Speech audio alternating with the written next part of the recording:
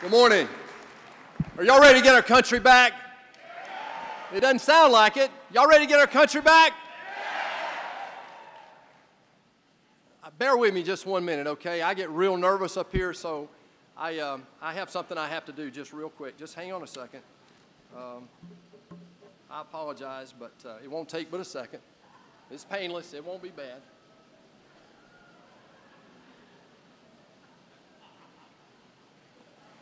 All right. Now, I got to tell you, I am so honored to be here. This is the third year in a row you've been so gracious to ask me over here. I'm really humbled to be the junior senator from Georgia in the United States Senate. I take that very seriously every day. I'm sobered by that responsibility, but you know, sitting here today, I am so encouraged that we have a chance that we haven't had in a few years to get our country back and to change the direction of our country for our kids and grandkids. The great news today is democracy is working. You know, John said, I'm on the Foreign Relations Committee. I chair this subcommittee on State Department oversight, and it's really it's a problem, right? I mean, we're looking at everything. And so I had to go to Beijing, and I was traveling over there, and one of the State Department undersecretaries was going with me, a Democrat, obviously, and he was a very nervous flyer. He is a very nervous flyer. He was sitting next to me, and he was telling me, oh, what a great job Obama's doing, all this, and you know how well that went, right? And so, yeah, right. So breakfast went by, and he's a nervous flyer, and the pilot comes on. He says, you may have heard that noise. We just lost our first engine. Now, it's a 747 out of Chicago going to Beijing. He says, we got no problem. We got plenty of power. This happens sometimes. He says, not a problem. The guy looks at me, he says, what are we going to do? I said, well, eat your breakfast. So then a few minutes later, you know, not long, the pilot comes on, he says, you just won't believe this. Never happened in 30 years career flying. He says, we lost a second engine, but we're going to go on in, but we'll be about 2 hours late. Don't worry. It wasn't long. We lost the third engine, y'all, and the pilot comes on, he says, I know this is very strange. Never happened. I'm not sure it's ever happened before for any pilot. But we have one engine. We're over halfway. We're going to go on in, but we'll be about 3 hours late. By this time, this guy is absolutely apoplectic. You know, he's doing his Hail Marys and everything else. And anyway, he said, David, man, he says, you know, gosh, first it's 1 hour we're going to be late, 2 hours late, and then, you know, 3 hours late. He says, if we lose that fourth engine, we're going to be up here all day. That's what I have to put up with up there, y'all. I am so excited by what we've just gone through as a party. We've had a Republican primary for the ages. And democracy is working. Do you realize in the Republican primary that we just had that voter turnout is up 60%, y'all? 60%. And thank you for that. Thank you. People are acting on their frustration. We now have a true outsider to pit against the best that the Democrats have or what they have up right now. And that means everything to me. We touched on that nerve here, and I'll talk about that in a minute. When Bonnie and I were thinking about doing this 3 years ago, in early 2013, you know, we decided then that we would do this. We felt led, and we thought that maybe we could help, just in a small way, change the direction of our country. But we recognized then we needed to do three things. One, we needed to win the Senate in 2014. And with your help, we did that. And Bonnie and I will forever be grateful for what you did in this room, grassroots conservatives in the state of Georgia. And many of you didn't know who we were. Most of you didn't know who we were. Didn't support us in the primary, which is fine. But when it came time to go to war with the Democrats, you got engaged and you helped defeat the Democrats in the state of Georgia. And I will forever be grateful. Thank you. But we then had to win the Senate in 2016. That's right now. We have to continue to have the majority in the Senate. But most importantly, we have to win the White House right now in 2016. And we've got a candidate we can do it. What I believed last year when I was here and when I started in the United States Senate, I still believe today. We absolutely have to bring term limits to the United States Senate. We have to bring a balanced budget law to the United States Senate. And we finally, once and for all, have to have an honest and open debate about the fair tax and change the way we fund our federal government. One thing I want to assure you of, and why I'm wearing this jacket today, is that 3 years ago, I was an outsider to this process. I was busy in business. I was trying to save money to get kids educated and save money for retirement and not lose my job, honestly. Fear is a great motivator, and that's where I was most of my career. I was blessed to have these nice jobs, but don't think I was born that way. You know, this is a very interesting time in our life, but I was an outsider of the process. And with your grace and God's direction, we were able to do something that we didn't know if it was possible. But I was an outsider then. I'm an outsider now standing before you, and I will always be an outsider in Washington. My perspective after 40 years in business is that in business, you have to have a sense of urgency. You have to have accountability, and you have to focus on the priorities. Those are alien concepts in Washington today. Only a handful of business guys are in the United States Senate. We're blessed in Georgia. Georgia is one of the few states in the country that actually has 2 guys in the Senate who have a business background.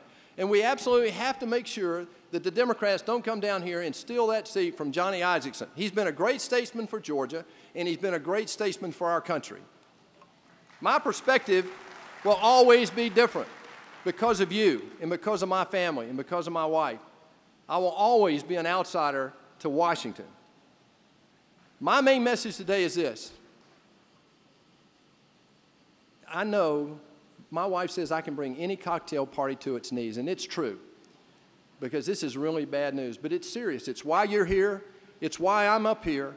It's why I'm fighting every day for the people of Georgia, because we, ladies and gentlemen, in America today are in a moment of crisis. A moment of crisis. It has 2 dimensions to it. We have a global security crisis I'm going to speak about, but interlocked with that is our own debt crisis that is now preventing us from providing for our own national defense. This is very serious. The global, I'm on foreign relations, so I get to travel the world and meet heads of state and that sort of thing. We see the rise of many things now that are threatening the security of the United States. Things like the rise of traditional rivals, Russia and China. We see ISIS. We see nuclear proliferation among rogue nations where the threat of annihilation, mutual annihilation, is not a deterrent. We see cyber warfare at an ever-increasing rate, and now what nobody's talking about is an arms race in space. And at that very time, when we're facing more threats than any time in my lifetime, we have a president that has disinvested in the military to a point where we have the smallest army since World War II, the smallest Navy since World War I, and the oldest and smallest Air Force ever.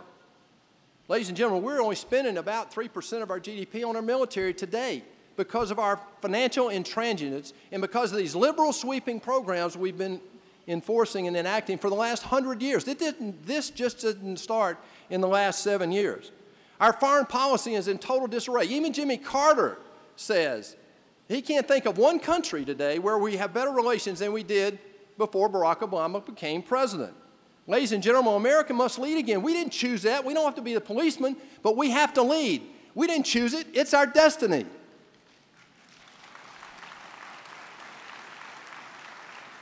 To lead again and to provide for our national security. And this is why somebody called me a debt hawk last night. I am. I'm a debt hawk. That's what pulled me in here. I believe if we don't solve that debt crisis, and I mean soon, we're going to lose the right to debate a lot of other things. But more importantly, it's already damaging our ability to provide for our own national defense. I was just in Morón, Spain. Marines there, a detachment there, and these guys are the best of the best, y'all. I mean, they really are. And their mission is to protect the embassies in Africa. But they're having to minimize or move planes back from their base in Morón, Spain to the United States for training. And that's going to minimize their ability to protect our embassies in Africa. This is a very dangerous time. This national debt is called the greatest threat to national security by Admiral Mullen, who was the chairman of Joint Chiefs of Staff a few years ago. $19 trillion. We all know about that. But if interest rates today, and this is how critical it is. Somebody asked me the other day, he said, well, when is the crisis going to hit? I said, I don't know, but it's in the rearview mirror. We're looking at it and behind, okay? $19 trillion of debt. If the interest goes to just the 30-year average of 5%, we would be paying over $1 trillion in interest today on a $4 trillion budget. It can't happen. It's just not possible. The Congressional Budget Office tells us if we don't do something, in 10 years, that $19 trillion will go to $30 trillion because of what this president has done. He came in, it was $10 trillion. He told us he was going to cut the debt. He's on track to more than double it, and Hillary Clinton is going to double down on what he just did. What more evidence do we need? We can't continue down this road. And the worst of all is that over the next 30 years alone, we have $100 trillion coming at us in future unfunded liabilities. Social Security, Medicare, Medicaid, pension benefits for federal employees, the interest on the debt. Ladies and gentlemen, that's $1 million for every household in America. $1 million. We can't afford it. The debt keeps us from protecting our country, from doing the things that we know we have to do as a country. This president has led us down the wrong road. He's spending $200 billion less on our military today than the 30-year average. We've got to solve this debt crisis right now. I'm fighting to solve the debt crisis. There's no doubt about that. But I'm also fighting like crazy to make sure we have the baddest, the meanest, the strongest, the most funded military in the history of the world. You know, I have to admit to you, I'd be lying if I said I wasn't frustrated. I've been up there about a year. They offered me the Kool-Aid. I didn't take it. I don't know what to tell you. I told you what I would do. I've gone up there to the best of my ability. I've tried to do it. And it is very frustrating. But let me give you a perspective on that frustration, because we've got to channel that frustration to win this fall. We can't just sit back and be frustrated. We've got to do something that can absolutely, next year, we don't have to wait 5 years. Next year, we can make some of the changes that all of us want to make. There's been some progress. When we put the Republicans in charge in the Senate, we at least started to act again. We voted on 167 bills last year compared to only 15 under Harry Reid in 2015. Harry Reid and Barack Obama, they have perpetrated the biggest fraud on America. They purposed to shut down the U.S. Congress, and they did for 6 years. They had a supermajority for 2 years, and the other 4 years, they blocked every bill. There were over 300 bills on Harry Reid's desk when we took over last year. Now, that's ridiculous. Well, why did they do that? Well, they did it in order for this president to run the country without Congress through executive orders and regulatory mandates. Ladies and gentlemen, that's got to stop, and it needs to stop right here in this presidential election today. Two things that give me hope. One, we passed the Keystone Pipeline bill. It's a jobs bill. We also repealed Obamacare, both in the House and the Senate this year. We couldn't override a veto, but it tells me if we put Donald Trump in the White House, we will repeal Obamacare next year and be done with it. We passed an oversight bill for Iran, without which we wouldn't even know what was in that nuclear deal. And I have to believe next year we can make significant changes to unwind that thing. We ended the federal mandate on Common Core, and we passed a budget that took $7 trillion out of the president's desired budget over the next 10 years. Well, Perdue, why are you still frustrated? Because we're not dealing with the priorities. Washington is not dealing with the priorities that you and I know we have to make sure this country gets headed in the right direction. Social Security, Medicare, where's the solution on ISIS? We know we've disinvested in the military. Why aren't we turning around and rebuilding the military? And the biggest thing right now, folks, is this tie between the debt crisis and national security.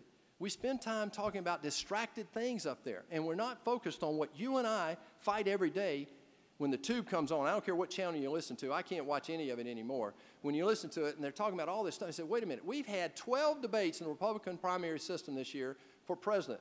26 hours of debate. How many questions have we had on the debt? Zero. Zero. Those are our debates. Come on, guys. Why aren't we driving this? That's why I'm still so outraged. This frustration with Washington, though, did not start with Barack Obama. In the last 100 years, the Democratic Party has had 3 supermajorities. Those supermajorities, I normally don't have this, you know, in the middle of my speech, but we'll find out if that's a...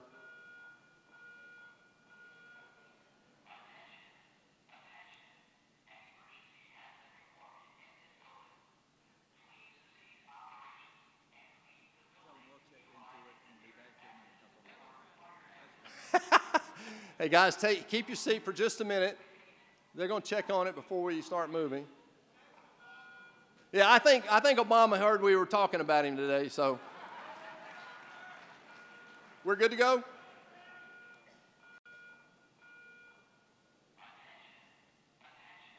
You know, in speaking training, they never give you one of these, right?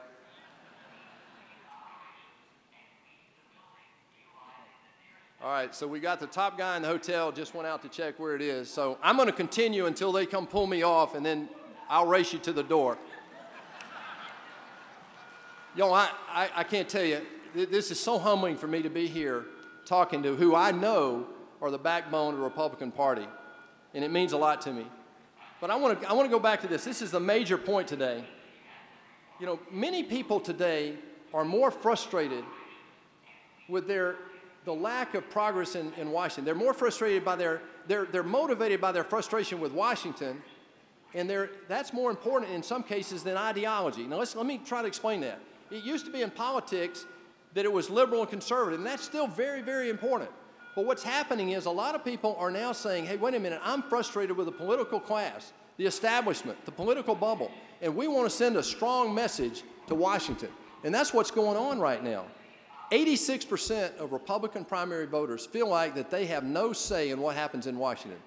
Y'all, we have to change that. We have to change it right now, and we can. With Trump in the White House, we can fix the budget process.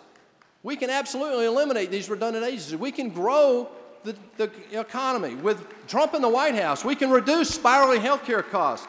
With Trump in the White House, we can absolutely save Social Security and Medicare.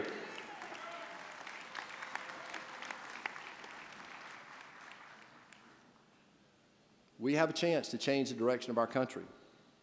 To do that, though, right here in this room and in 50 other rooms like this, we have to put our differences aside. It is great. We've got a conversation coming this afternoon where you're going to talk about rules and delegates and platforms and all that. That's all very, very important. But tonight, when we go home, we have got to stand united against the Democrats, y'all. We cannot afford a third term of Barack Obama. Let's remember who the real enemy is. Obama is a failed president. He promised to bring us together. He's been the most divisive president in my history, in my lifetime. He promised to work in a bipartisan way, but the first 2 years he had a supermajority and he crammed down the throat of the minority, that'd be us, Obamacare and Dodd-Frank, two of the most insidious laws of our time. He promised to reduce the debt. What a joke that is. He's on track to more than double it. He's failed on all fronts. And the worst is that Hillary Rodham Clinton is going around the country beating her chest, telling people how great he's doing, and she's going to double down on those policies. We cannot allow that. Those policies have failed. But that failure didn't just start with this president. In the last 100 years, and this is where the beeping started, so get ready, it may start again. In the last 100 years, this is what they don't want you to know. The media doesn't want you to know this. I don't understand why we as a party aren't screaming about this. They failed the very people they claim to champion. In the last 100 years, please go home and tell people this. Write people in Pennsylvania and Ohio and Wisconsin what I'm about to tell you. In the last 100 years, we've had 3 political supermajorities, all Democrat. The first gave us a New Deal, the second the Great Society, and the third Obamacare and Dodd-Frank. And I'm just a business guy, but I can put at the feet of those 3 supermajorities most of the responsibility for this financial catastrophe we have today. And the irony is that those sweeping programs, trillions of dollars over the last 100 years, have failed the very people they claim to champion, the working middle class and the working poor. Today, the poverty rate in the United States is exactly the same as it was in 1965 when they signed the Great Society and started the Great War on Poverty. Remember that? It's failed, trillions of dollars. Today, we have fewer people working as a percentage than any time since Jimmy Carter was president. Middle class incomes have gone down dramatically. This is the weakest economic recovery in the last 70 years. We've not had one, under Barack Obama, with all his bragging now about how great the economy is doing right now, here's the facts from a business guy. We've not had 1 quarter under this president of 3% or greater GDP growth. That used to be a norm. Today, he brags, well, we have a new norm. Maybe we won't be above 1.5% or 2% anymore. I don't believe that. We have $7 trillion not in this economy because of the nonsense that comes out of Washington right now. We can fix that. The worst, though, is that, when you look at this, last year, more companies, this is the first time in American history this happened, more companies actually went out of business than were started because of the fiscal policies coming out of Washington. And maybe worst of all, ladies and gentlemen, over the last 7 years, under this president, who brags about helping the underclass, the people who need help, he's allowed 4 million women to fall into poverty. You talk about a war on women, they've been perpetrating it for 100 years.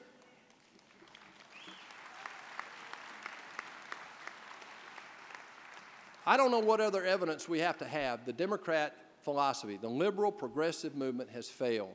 The evidence is there. It's overwhelming. This presidential election, unlike 2008 and unlike 2012, it could be a landslide because I think a lot of people, Democrat and Republican, as evidenced with 60% more turnout in our Republican primaries, are now getting it.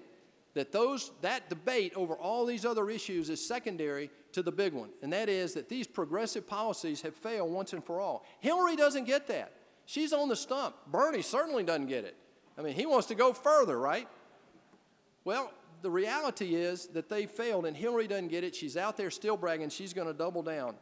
Ladies and gentlemen, our country can't afford it. It's up to us. But we've got to focus, as we do that, we've got to focus on what our founding mothers and our founding fathers gave to us. And I always say founding mothers because you know these guys went home and they tested it at night with their wives. And like John Adams' wife, his wife was up there holding the farm down like most of their wives were. The true heroes of the American Revolution never get enough credit because we do have founding mothers, guys, and we had founding fathers. And they left us a legacy. And that legacy is this. These are the principles that they fought and died for, and that we fought and died for throughout our history. But you know, you and I lose sight of the focus of this. Economic opportunity, not guarantees, economic opportunity, fiscal responsibility, limited government, individual liberty. We've got to focus on those, and if we focus on those, the presidency will be ours, and we can change the direction of this country this year. The table is set. The time is now. The Democrats have failed. The liberal progressive policies have failed. Hillary has failed. She failed as a senator. She failed as a Secretary of State in so many ways we're just now finding out, and she will absolutely fail as a President of the United States. If she were going to make a difference, wouldn't she have done it already? We proved in my race, if you want different results in Washington, you have to send a different type of person to Washington. Well, we got one. We got one. It's going to be very entertaining. Ladies and gentlemen, one of my main messages today, we cannot allow Hillary Rodham Clinton one more night in our White House. We have the opportunity of our generation. We have an opportunity to put a different type of person in Washington, someone that's listening to us. But more importantly, this person in the White House can protect our Supreme Court for a generation from the liberal, progressive, activist judges that will absolutely be put up by Hillary Clinton. This president can absolutely solve the debt crisis, and this president can finally deal with this global security crisis and provide a better chance for peace around the world and prosperity here at home, and provide for our own national defense. This president has made us more vulnerable than any other president in modern time. Now we have a true outsider. I know when I see an outsider, y'all. Someone who's listening to us. He understands our free enterprise system. He's complaining about the very people we complain about, politicians, bureaucrats, the media.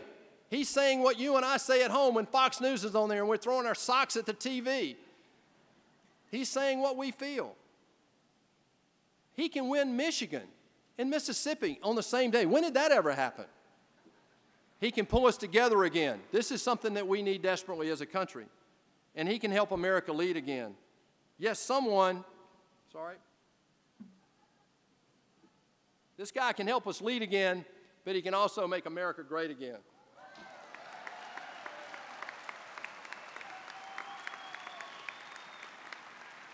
It's an ugly hat with a great message. In this moment of crisis, we cannot afford a mistake. President Eisenhower said that history doesn't long tolerate the care of freedom to the weak or the timid. Ladies and gentlemen, this is our moment. You want to change America, this is it. Put our differences aside. This is our opportunity. Fear not the problems of today. Embrace the possibilities of tomorrow. America is the greatest country in the history of the world. I look at this flag and I get teary. It means a lot to me. It means a lot to you.